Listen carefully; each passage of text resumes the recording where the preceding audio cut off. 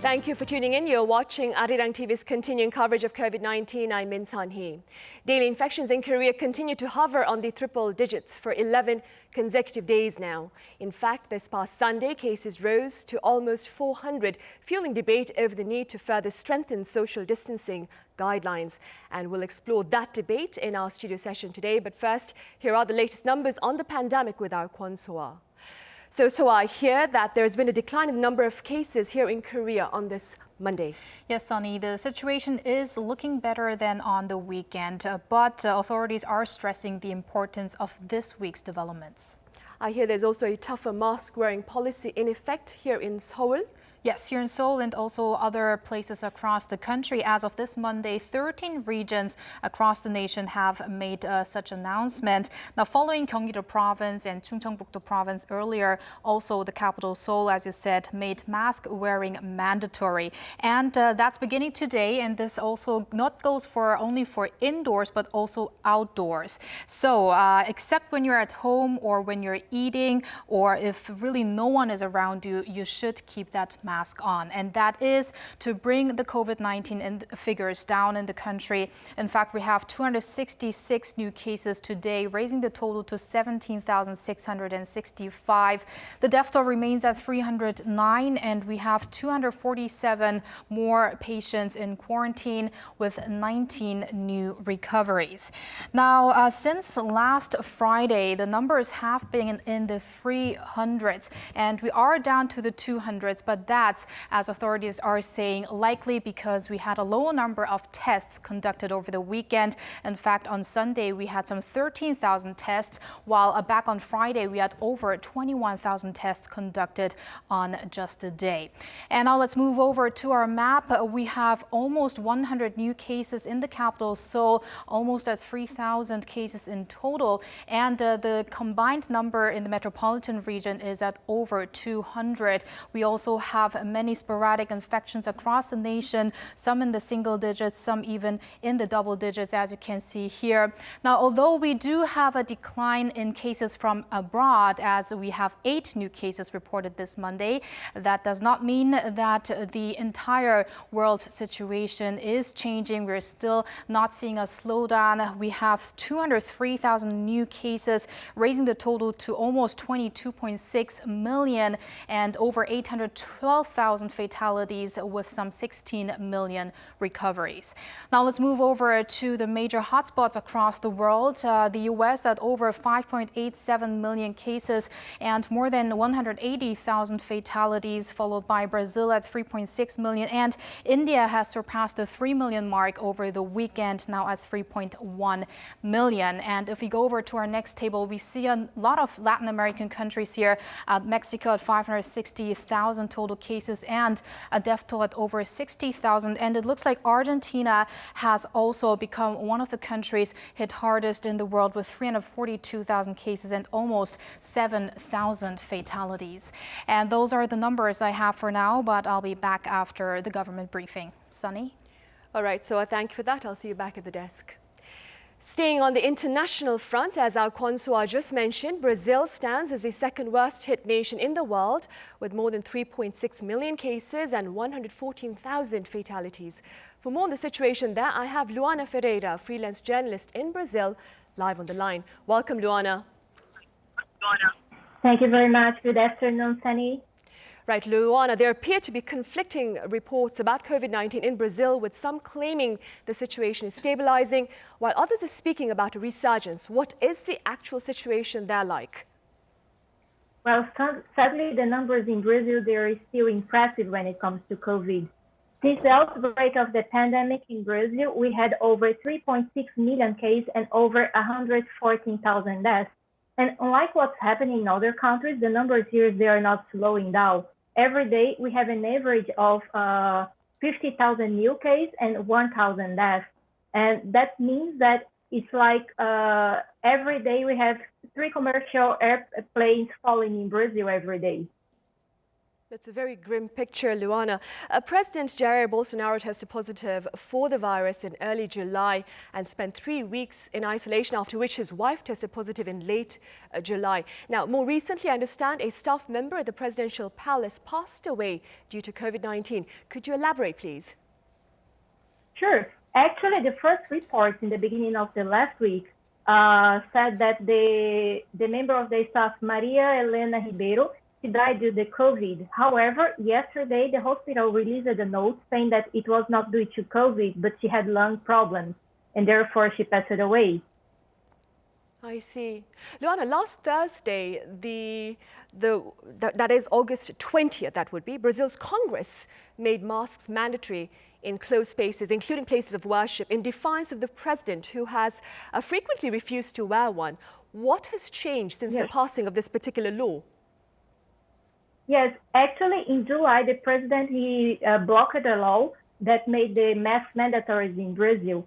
However, it did not change things on a daily basis because each state has the authority to say what's mandatory or not. And most governors, they decide that they would remain mandatory in Brazil.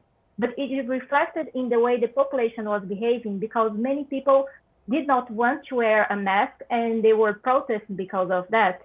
And now with the Congress, they made it mandatory in the whole country again. What are the legal consequences of not wearing a mask then? Well, normally you have to pay a fine, and each state define the amount of the fine, and it can get higher if you do it more than one time. I see. Luana, there are also reports that Brazil is poised to produce COVID-19 vaccines from next April. Is this true? Yes, it is. The government announced a partnership with Oxford, a lab in Oxford, and they are in the last stage of testing the vaccine. So according to the information released by the government, we should receive part of the vaccines starting January, and in April, we will be able to produce the vaccines in Brazil. We expect to have 100 million doses of this vaccine if it works out. And that means that nearly half of the population of Brazil would have the vaccination. And we are also testing other vaccines from other countries, like the one produced by Johnson & Johnson and another one from China. Luana, what is the general response to these developments in Brazil? Well, the opinions is still shared. While some people, they see that the situation is getting stable, they believe that, and they see, as the president claims, that the media is overreacting when they see the numbers. Other part of the population, they are still worried. I see, which is understandable. All right, Luana, thank you very much for joining us live at this hour with your thoughts. Thank you for inviting me again. Right, now it's a little after 2 o'clock in the afternoon here in Korea, and we are poised to join the regular afternoon briefing on COVID-19. Starting from this Monday, those who have recovered from COVID-19 and are willing to partake in the blood plasma therapy can sign up for such intentions online or can call the number below. After registration, they can donate their blood plasma at Red Cross centers nationwide. As of last Friday, some 900 have donated their plasma. Meanwhile, mask wearing has been made mandatory at all public places in Seoul, as is the case in quite a number of places across the country, including Gyeonggi Province, Daegu and Busan. No longer are members of the public in Seoul being advised to adorn face masks. They are now required to wear them when out of their homes. Also, the entire country is now under level 2 of the 3-tier social distancing framework. Under this level, that is, gatherings of people have been restricted to 50 indoors and 100 outdoors. This while the number of people who can gather for public rallies has been limited to 10 here in the capital city, Seoul. Also, 12 high-risk venues have been asked to close doors, and they include buffet restaurants, churches, clubs, cram schools of more than 300 scholars, and internet cafes, singing rooms, among others. Fans are forbidden at sports stadiums, and schools are now required to adopt a hybrid academic approach, including both online and offline lessons. All beaches have also closed doors weeks earlier that is, than initially scheduled. Health authorities believe it will take more than 1 week for the toughened social distancing guidelines to bear fruit and are calling on the public to remain cautious and limit outdoor activities. We are still waiting for the regular afternoon briefing to commence. And while we do, perhaps we can take a look at the social distancing guidelines, the basic ones that you need to abide by. They include the reality that you need to stay indoors or at home if you feel sick or get yourself tested if you believe you've been exposed to the virus. The briefing is about to start. We'll come back to you afterwards. First, we have Director Chung Eun-kyung with the explanation. Let us now begin our regular briefing on the COVID-19 response here in South Korea. As of August 24th, we have a total of 258 new local infections and 8 new imported cases. The total caseload now stands at 17,665. There were 19 more people that have made full recovery, and about 80.5% of the total have been made full recovery. And a total of 3,137 are in quarantine. And we have 32 patients with severe or critical conditions. We had no additional fatality. Here are some updates on our domestic transmissions. Related to the Sarangjil Church in Seongbuk-gu District, Seoul City, we have a total of 34 people being confirmed. In total, there are 875 cases being confirmed to date. In relation to this cluster infections, we have confirmed that 27 venues have been found to have further transmissions stemming from the church, and about 115 people have been infected from stemming from this church and these venues, and we are conducting our epidemiological investigation for 168 facilities to prevent further transmissions. As for the Liberation Day Gwanghwamun rally, we have 40 more cases, and a total of 176 people have been confirmed. This includes 7 policemen. And in Yeouido Full Gospel Church in Yeongdeung-pogu District, Seoul City, we have 6 additional cases being confirmed. And in total, we have 41 cases being confirmed to date. And in the Cheonan City, we have the Suncheoneng Hospital. And we have also the first index case being confirmed earlier, and 9 additional cases have been confirmed. In total, we have 10 people being confirmed. This includes 9 staff members and 1 of their family. And at a food court at Home Plus in Suncheon City, Jeonnam Province, we also have found that there have been links to a Muan group in the Gwanak-gu District, Seoul City, and it has been classified under that category. And we have a total of more than additional of 24 being patients, and 25 have been confirmed to date. And today we had 8 imported cases. 4 of them have been reported at points of entry, while the other 4 has been reported during self-quarantine. There were 5 foreigners, 5 from the U.S., 5 from the Asia as well. And also we have conducted some analysis on the risk factors for the past 2 weeks. We have seen an average of 160.1 cases on a daily basis for the past 2 weeks. And this is about 13 times higher than the previous 2 weeks. And we have seen that in the metropolitan area, the cases accounted for about 84% of the total, standing at about 163.7 cases on a daily basis. And we have seen about 9.5 cases a decline on a regular basis, on an average basis for the imported cases. And we also seen a 3-fold increase for the cluster infections. And we also have 18.5%, which is under investigation, and we have also a decrease in the capacity for our management. And we have also seen that those over the age of 80 declined a little bit, while those in the 60s increased slightly.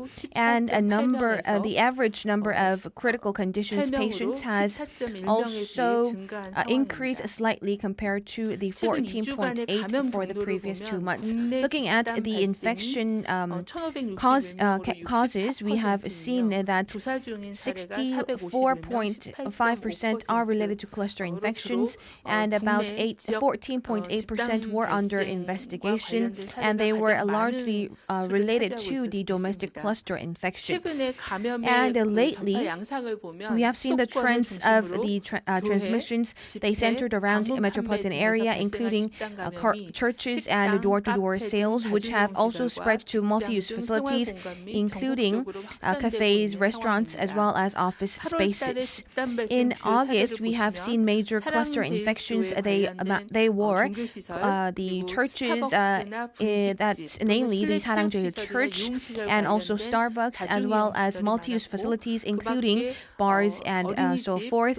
And we also have seen cluster infections spreading through daycare centers and hospitals and social welfare facilities. And we have also seen cluster infections being reported centering around door-to-door sales. They include the Gold Train in Gangnam-gu District, Seoul City, and Sining Yutoville in Yeoksamdong as well, and the Muan Group in Gwanak-gu District, Seoul City. They are not only the door-to-door sales facilities, but they also hosted the information sessions for encrypted coins. And also, as for the increase of the cluster infections here in the domestic level, the level 2 distancing measures has been put in place for nationwide, and we ask all of the local authorities to carry out close monitoring of the situation, and we ask the members of the public to participate in our quarantine measures. And as for the churches, we ask you to switch all of the services to online means, and also cancel all of the events and group meals, as well as other retreats. And as for the multi-use facilities, we have seen that with the increase of the use of air conditioning, when you have poor ventilation, it is also increases the risks of infection. Please regularly ventilate and always wear face masks at all times indoors. And there are also the high-risk groups that can also go into severe or critical conditions, and we ask these age group to refrain from going to crowded and closed spaces, and they also need special cautions for the nursing hospitals and nursing facilities where they are housed at. And also, as for the door-to-door facilities, please abide by the administrative order on ban of all gatherings, and we ask you to cancel all of the information sessions and promotion sessions, and we ask the senior citizens to refrain from going to these places. As for the August 15th Gwanghwamun rally, if you have received an SMS message from the government, please go test it as soon as possible, regardless of your symptoms, because you have been classified under the exposure of the virus. And even if you have a negative result of the PCR testing, you have the incubation period of 2 weeks. So please refrain from going outdoors for the next 2 weeks and minimize social contact with others. And if you have fever or respiratory symptoms, you need to get tested as soon as possible again and get retested as soon as possible. And as for the social distancing measures, we want to highlight that in order to curb the spread of the virus, we ask all of the members of the society to abide by the guidelines. And aside from going to work and also going to hospitals and grocery shopping, we ask you to refrain from having gatherings and outings. And if you are at restaurants or cafes, instead of eating in, please utilize delivery services and takeout. And instead of working at sports facilities, please work from home. Please work out from home or outdoors. And also, instead of meeting with your friends and colleagues, please have online meetings. If you are going out, wear face masks at all times and wear them properly. Please cover your nose and mouth properly. So these guidelines need to be abided by. And when you are eating and consuming beverages, aside from these moments, you need to wear face masks at all times. If you have a fever or respiratory symptoms, please do not go to work and get tested as soon as possible. 유행이 The 급격하게 COVID-19 pandemic is spreading throughout the country at a very fast pace, and it is also spreading at a very fast pace as well. It is also spreading to a lot of our regular daily venues, including cafes, restaurants, as well as courts and other public spaces. And all of us are prone to the exposure of the virus, even including myself. And please note that we need to cut all of the chain transmissions in order to flatten the curve.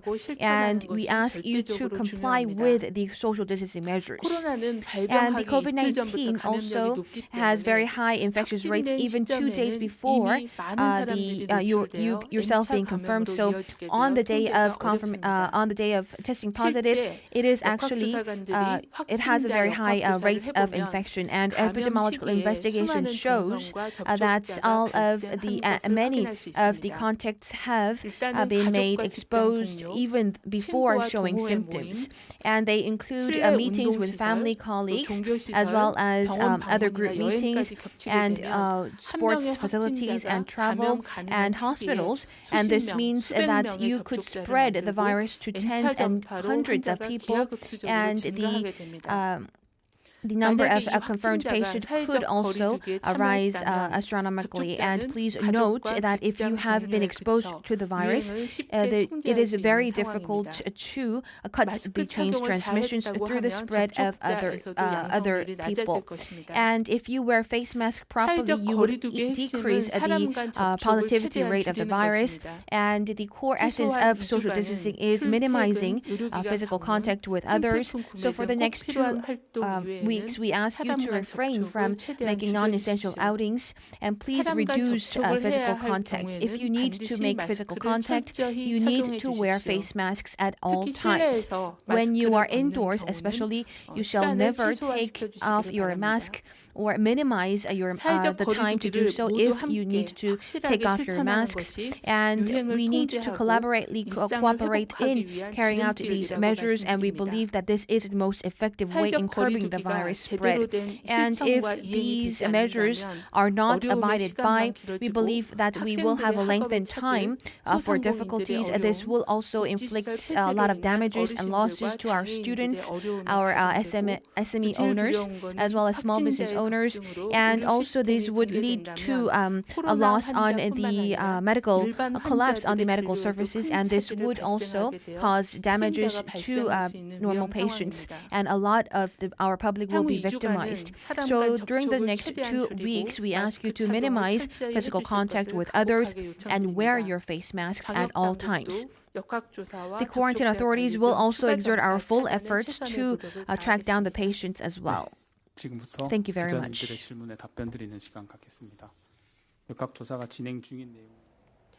Right, that was Chung Young, the head of KCDC, with Monday's afternoon address on COVID-19. Suha, please give us the gist of that briefing. All right, since it's Monday, let's start with the assessment of the government of the past 2 weeks when it comes to new coronavirus cases. It looks like we have around 160 cases on a daily basis in the past 2 weeks, and that's 13 times more than the 2 weeks before. And 136.7 of the daily caseload occurred in the metropolitan region. That means some 84% of the entire cases were in the capital, Seoul, Gyeonggi-do Province, or Incheon. If there is some good news, imported cases had been at around 12 on average, which is down by 9. So that's some promising figures we're seeing there. Meanwhile, as for the hotspot in recent cases in and around Seoul, the Sarang-jeil church-related cases now account to 875 in total, and there are also 176 cases which are related to the Gwanghwamun rally in Seoul, which are not linked to the Sarang-jeil church. The government, meanwhile, is reviewing to raise the social distancing measures to level 3, which are at level 2 currently across the nation. And in addition to that, Chung Eun-kyung, the chief of the KCDC, again stressed that everyone must abide by these measures and also wear their masks at any time when they're outside of their homes. All right, so thank you for that. We'll see you again tomorrow. See you tomorrow. Right, staying on the local front, Beijing's top official for diplomatic affairs was in the southern port city of Busan this past weekend, where he met with Blue House security advisor. For more on what was discussed, I have our Yoon Jung-min here in the studio. Welcome, Jung-min. Hello, Sunny. Now, this was the first visit to Korea by a high-ranking Chinese official since the start of the pandemic. Please tell us what was discussed. You're right. So as you said, it was the first high-ranking visit from China since the COVID-19 outbreak, as well as Yang's first trip to Korea in about 2 years. Yang Jiechi, who is the director of China's Central Foreign Affairs Commission, met Blue House National Security Advisor Seo Hoon. During the talks, they agreed to push for Chinese President Xi Jinping's visit to Seoul at an early date when the pandemic situation has improved. Also on the agenda were bilateral efforts in the fight against COVID-19 and security issues surrounding the Korean peninsula. The two sides also agreed on the need for a trilateral summit between Seoul, Beijing, and Tokyo within the year. Pundits say the aim of Yang's visit may have been to gather information. Take a listen. He's here to gather information, collect data on South Korea's stance on inter-Korean relations as well as its relationship with the United States, because, you know, right now there's an ongoing discussion between the United States and Korea regarding our, removing, payloads on the missiles, and there's a THAAD issue. And indeed, the two sides have discussed the peace process on the Korean peninsula amidst the stalled denuclearization talks with North Korea. Also, they have exchanged views on economic cooperation, including their free trade agreement. Right. What other issues were discussed, Jung-min? Because tensions between the U.S. and China have been rising ever since the pandemic began. You're right, Sunny. So it seems China wants to bolster ties with its neighboring countries in Asia because more than at any other time, because its relationship with the U.S. is just worsening by the day. During the talks, Yang explained the current issues between Washington and Beijing, during which he clarified China's stance on the matters. Seo emphasized co-prosperity and cooperation between the U.S. and China to foster peace in East Asia and the globe. But we can't deny it's going to be difficult for Seoul because both the U.S. and China are key partners for Korea on many fronts, from security to the economy. Since China does not want Korea to side too closely with the U.S., Seoul will be forced to walk a tightrope in the geopolitical power struggle between Washington and Beijing. Take a look. From the Chinese perspective, the Korean peninsula is a very important buffer zone and might not want the Korean government to be on the side with the United States. Now the U.S. is asking many countries, including South Korea, to come together with the United States, ally with the United States. And many experts say Seoul will have to take a multi-layered strategy. Which will be quite tough, of course. So ties between the U.S. and China have soured. How bad are they? Right. So U.S. President Donald Trump said earlier in a radio interview that he had a great relationship with Chinese President Xi Jinping, but now he doesn't feel the same way. And it's because of this coronavirus outbreak. Trump has been blaming China for the pandemic, often calling COVID-19 the China virus. Earlier this year, before the outbreak, the U.S. and China signed their Phase 1 trade deal. They were supposed to engage in a follow-up discussions, but Trump said last week that he canceled the talks, blaming China for the pandemic. Take a look. I postponed them. I postponed talks with China. You know why? I don't want to deal with them now. I don't want to deal with them now. With what they did to this country and to the world, I don't want to talk to China right now, okay? And their conflicts has spilled to over other fronts from trade, security, human rights, military tensions, and so on and so forth. Citing security concerns, the U.S. is banning Chinese tech giant Huawei and video sharing app TikTok. In July, the U.S. ordered China to close its consulate in Houston, and in retaliation, China ordered the U.S. to shut down its consulate in Chengdu. The world's two superpowers are also clashing over issues in Hong Kong, the plight of Uyghurs in China's Xinjiang province, and rising military tensions in the South China Sea. Well, they appear to be locking horns on several issues. Now, here the Trump administration is particularly sensitive with regard to COVID-19. Please elaborate, Jung-min.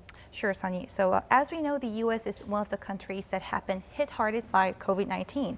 And the U.S. is sensitive on this issue because the pandemic is threatening millions of lives in America. And the pandemic is likely to affect the U.S. presidential election in November.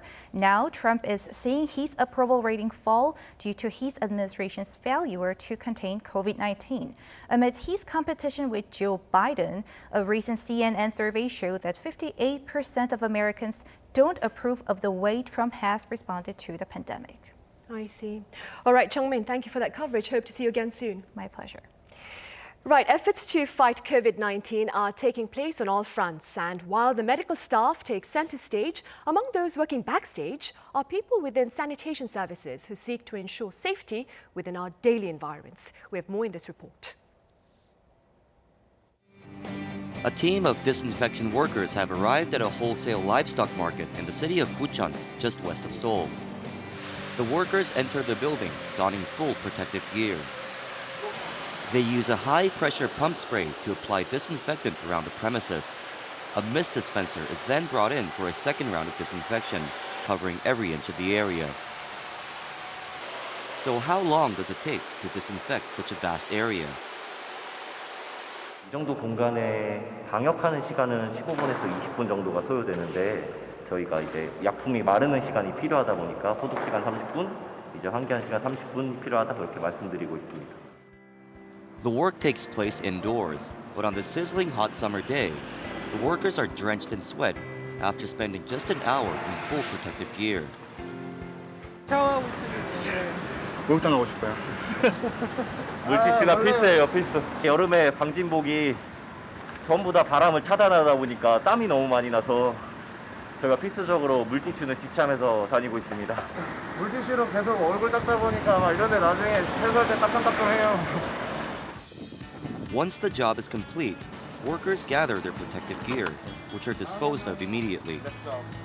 The crew heads off to their next assignment, even before they've had time to dry their clothes.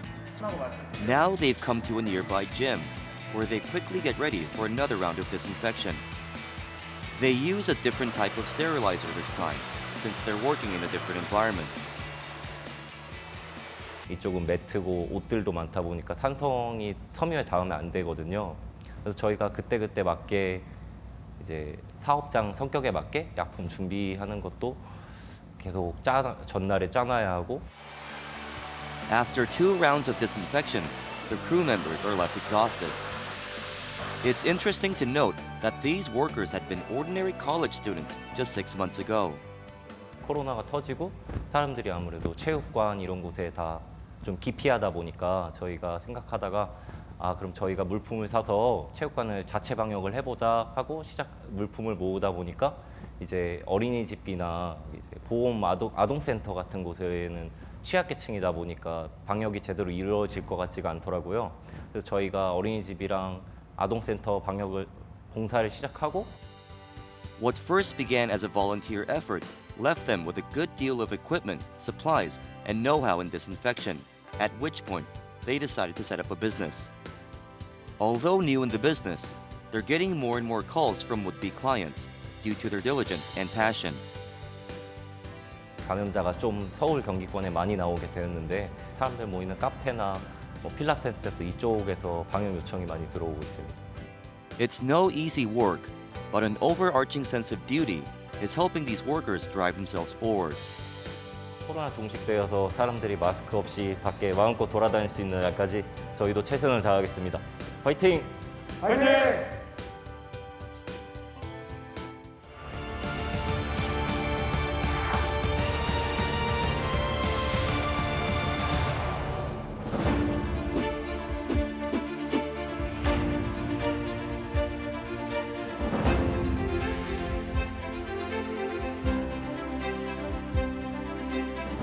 가정 대기가 발생할 때 그 상황을 안전하게 관리하는 것 역시 반드시 사전에 예견되고 또 준비되어야 합니다.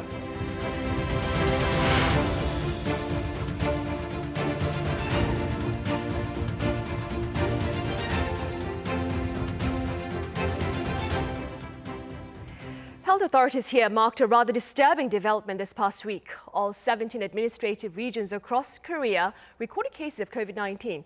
Now, this is reportedly the first time for such an occurrence since the start of the pandemic, and it has fueled much concern about the country's medical capacity. For more, I have Dr. Alice Hyun-Kyung-Tan from Miss Medi Women's Hospital. Welcome, Dr. Tan. Thank you. And I also have Dr. David Kwak from Suncheon University Hospital. Good to see you again, Dr. Kwak. Dr. Kwak, social distancing guidelines have now been raised to level 2 for the entire country following alarming surges this past week. How do you assess the current situation here in Korea?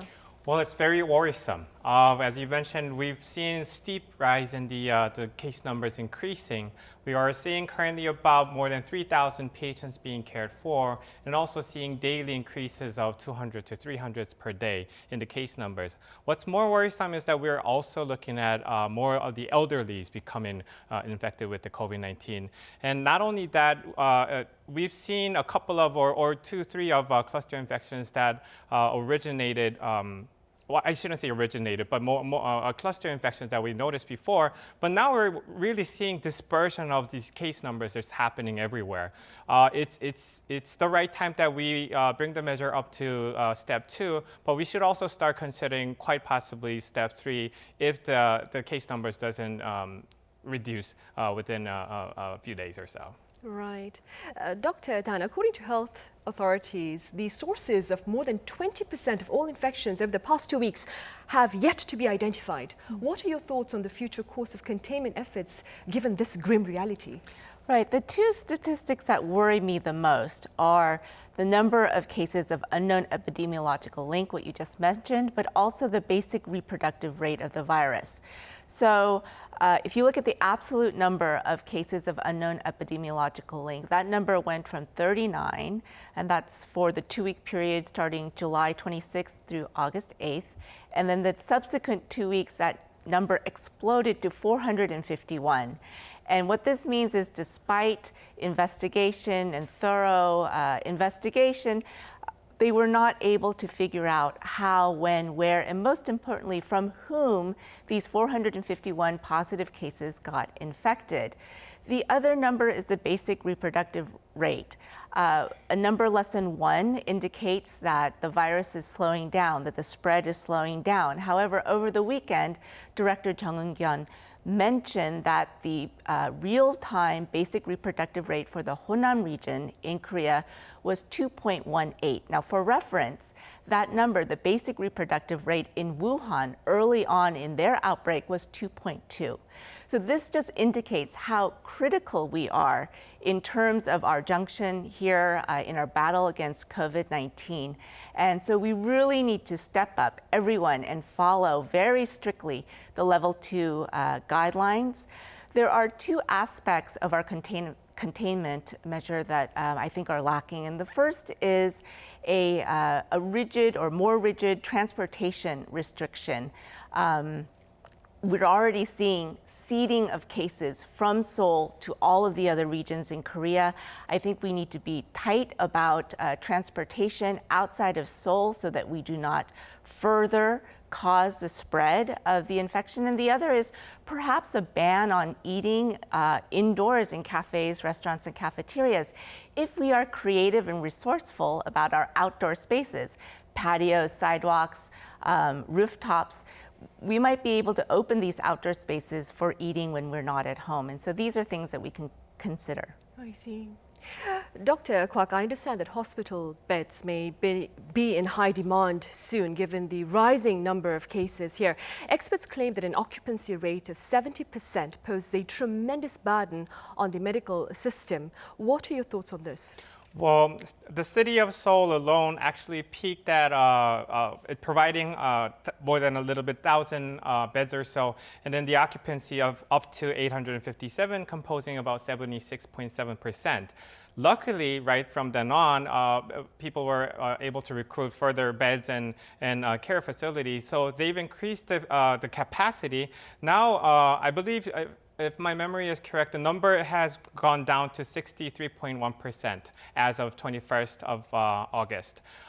So when you mention 70%, that's about the composition where actually the medical personnel are going to start wearing out. They're going to feel tired. They're going to be able to provide much less support than how they did before. Also, it's the number at which point the numbers will still be rising, meaning 70% will not remain the same if we continue to have numbers of confirmed cases like this.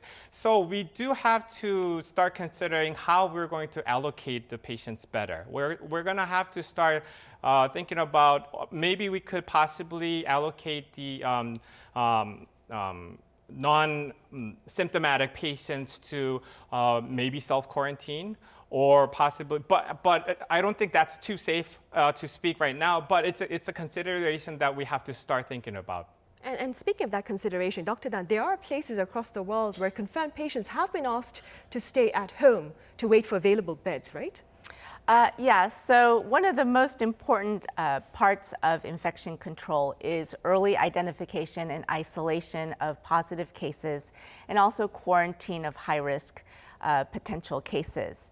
That being said, if beds are not available, then perhaps having a patient wait at home until a space is available can be an option. But in other countries, say Germany, one of the richest countries in the EU, in one of their published studies, they showed a secondary attack rate of the virus within households to be between 5 and 10%. Also, the majority of patients from China were from family-based clusters. Therefore, they transitioned to a 100% admission policy for all of their positive cases.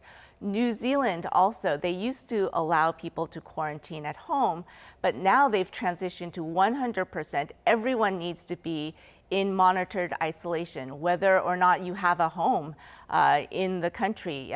For anyone who's coming from traveling abroad, even if you have a home in New Zealand, you have to quarantine in a government-sponsored facility. And so home isolation, home quarantine, I don't think it's the ideal situation. If push comes to shove, that is something that we can consider, however. Right. Dr. Kwok, as you just mentioned, perhaps one way of dealing with the shortage in hospital beds would be to better sort the patients regarding who needs most urgent care. Is this being done by the government? Yes. Currently, there are a couple of different groups that are working together to allocate people according to their symptoms. One is the Public Health Center that coordinates their local confirmed cases, and the other one is the province and city care workers, who in coordination actually allocates people to different resources.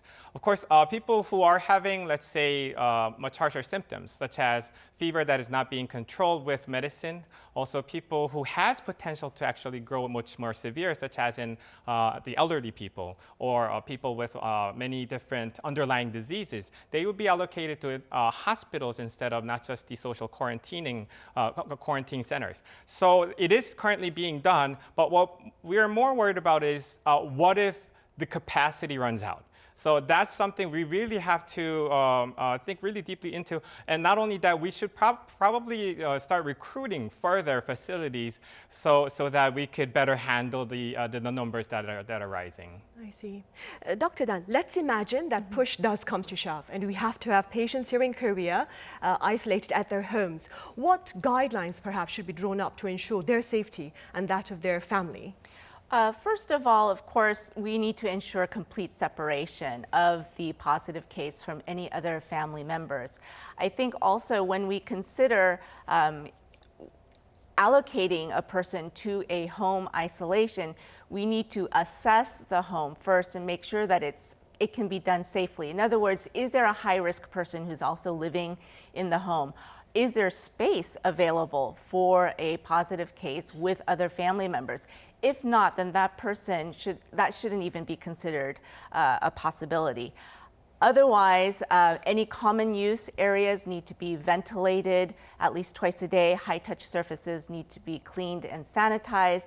And any personal use objects, amenities, supplies such as eating utensils, they need to be designated for that one patient only. Laundry, also waste, that needs to be cared for in a special way, of course, separately. One aspect of the current guidelines that I would change is perhaps providing a portable pulse oximeter for any patient who needs to isolate at home. And that's a device you put on your finger, and it monitors your lung function, your oxygen levels. And so in addition to temperature checks and symptom checks, we can have an assessment of what the lung function of the patient is, and we can see if the patient would need to be transferred to a hospital sooner. Right.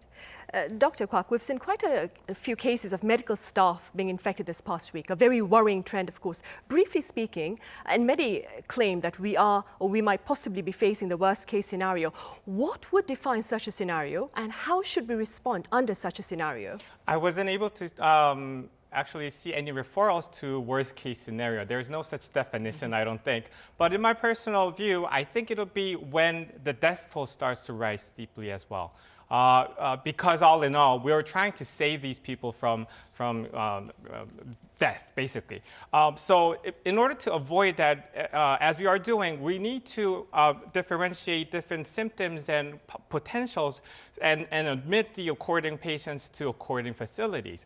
Now, that being said, if the case numbers also start to exceed the capacity, such as we're currently possibly facing, that also needs to be taken care of. So we need to do our best to recruit as many medical personnel as possible, but also start expanding caring facilities, not just limited to medical facilities or social care facilities, but possibly even a private sector such as hotels and whatnot. Right, those are definitely issues to be thought about. All right, Dr. Kwak, thank you for your thoughts, and Dr. Tan, as always, thank you for being with us today. Thank you. Right, and on that note, we end Monday's edition of COVID-19. Be sure to join us tomorrow at this hour as we explore the toughened legal consequences of violating COVID-19 containment efforts. In the meantime, do take care and do avoid unnecessary activities outdoors. Thank you for watching.